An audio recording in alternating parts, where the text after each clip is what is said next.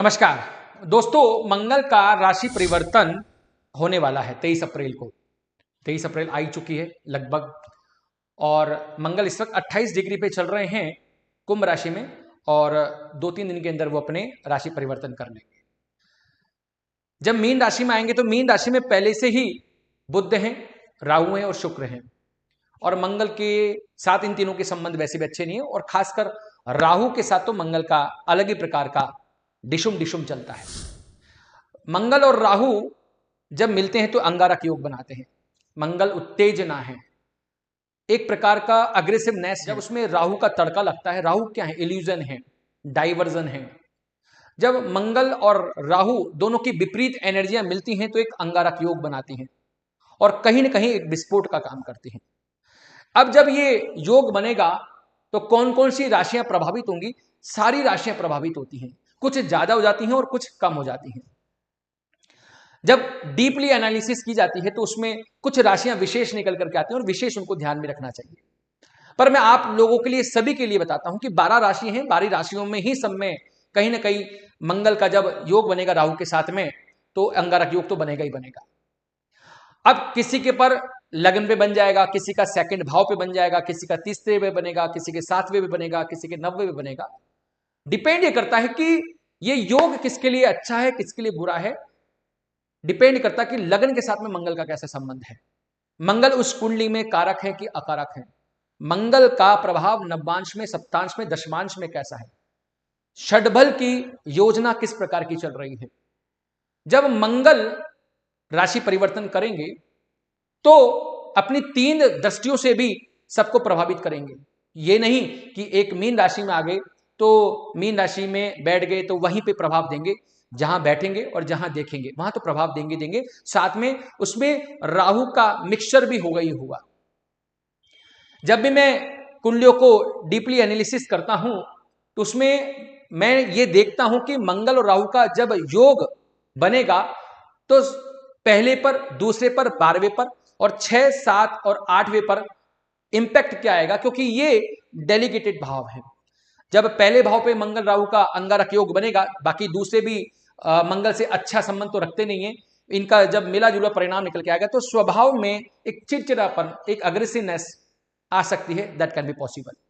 तो अपने स्वभाव पर हमेशा नियंत्रण रखना है, मेडिटेशन करना है, और बहुत लंबा वक्त नहीं होता इस योग का, लेकिन फिर भी you should control your emotions, you should control your sentiments.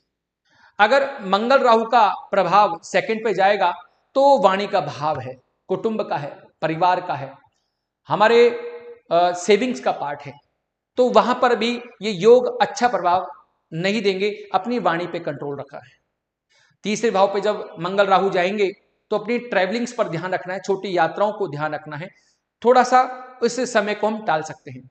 चौथे भाव पर मंगल और राहु का जब योग बनेगा तो सुख के साथ में जो भी हमारा सुख वाला पार्ट है, हम अपने आप को सुख से थोड़ा वंचित पा सकते हैं, क्योंकि उस पार्ट में, मंगल और राहु के पार्ट में, वैसे भी यहां मंगल थोड़े कमजोर अवस्था में होते हैं क्योंकि वो दशम में दिग्बली होते हैं और चतुर्थ में वो थोड़े कमजोर होते हैं।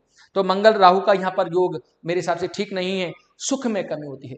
पंचम भाव में जब मंगल और राहु आएंगे किसी के भी, तो वहां बुद्धि विवेक को थोड़ा हिलाने का प्रयास करेंगे, डिसीजन मेकिंग दिक्कत कर सकती है। साथ में आप सट्टे से दूर रहें तो बहुत अच्छी बात, प्रेम के अंदर भी दिक्कत हो सकती है।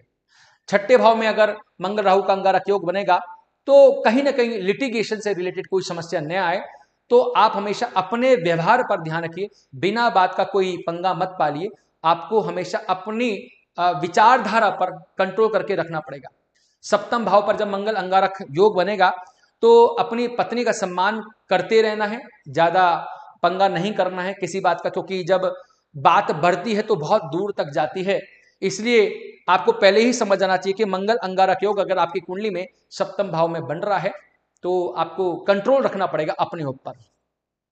अष्टम भाव पर जब मंगल अंगारक योग बनेगा तो अष्टम भाव चूंकि हमारे लॉस का पार्ट है, आयु का भी है, तो एक्सीडेंटल लॉसेस का भी है, एक्सीडेंटल प्रॉफिट का भी है, साथ में ये गहन अध्ययन का भाव है। लेकिन चूंकि मंगल अंगारक योग अपने आप में एक क्रांति है, अलग प्रकार की एक विस्फोट है, तो इस भाव में आकर के आपको अपनी लॉसेस पे ध्यान रखना है। कोई ऐसी चीजों का नियोजन न करें, प्लानिंग न करें जो आपको लॉस पहुंचा दें, क्योंकि जब भी कोई योग बनता है, योग हो या वो दोष हो, उसकी फ्रीक्वेंसी को देखना जरूरी है कि वो अष्टम भाव पर वो योग बन रहा है तो वो योग क्या फल दे सकता है। तो आपको कोई भी इन्वेस्टमेंट करते वक्त या कोई भी डिसीजन लेते वक्त, क्यों कोई भी मैन्युफैक्चरिंग से पार्ट से रिलेटेड कोई काम करते वक्त आपको ध्यान रखना पड़ेगा। कोई ऐसा काम न करें जिसमें आपके शरीर को नुकसान होने के चांसेस ज्यादा हों, इसलिए ध्यान रखना पड़ेगा। नवम भाव पर मंगल अंगारक योग बनेगा तो पिता के साथ संबंध, धर्म पुण्य में थोड़ी सी कमी बन सकती है। और साथ में अगर हम बात कहें जो विदेश में सेटलमेंट की स्थिति होती है या ऊंची पढ़ाइयों की बात करते हैं, हम हायर एजुकेशन की बात करते हैं, उनसे रिलेटेड समस्या आ सकती है।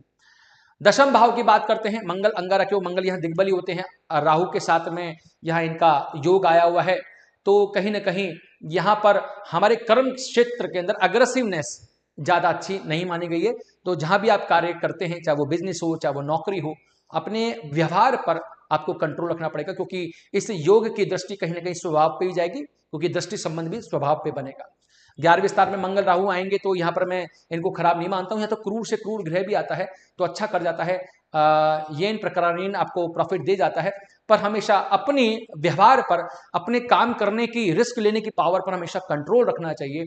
और 12वें भाव पर अगर मंगल अंगारक योग बनता है तो ध्यान रखिए, ये भाव इन्वेस्टमेंट का भी है तो ये भाव खर्चे का भी है, ये भाव हॉस्पिटल का भी है तो ये भाव एक्सपोर्ट का भी है।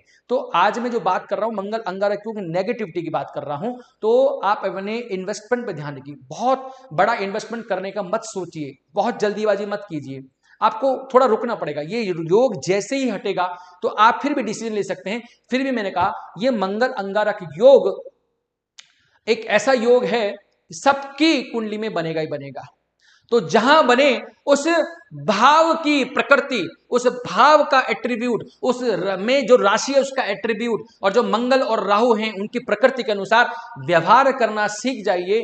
आपको मंगल अंगारक योग कभी दिक्कत नहीं करेगा। फिर भी अगर इससे बचना चाहते हैं तो आप राहु को ड्रेन करने की कोशिश कीजिए, हनुमान जी की उपासना करना स्टार्ट कीजिए, शिव जी की उपासना जरूर कीजिए, भैरव जी के दर्शन संडे को कर सकते हैं और संडे को करके उनसे सिर्फ प्रणाम करके आ जाइए। उपासना कभी नुकसान नहीं करती है। बाकी आप लोग समझदार हैं, आप ये करके देखिए।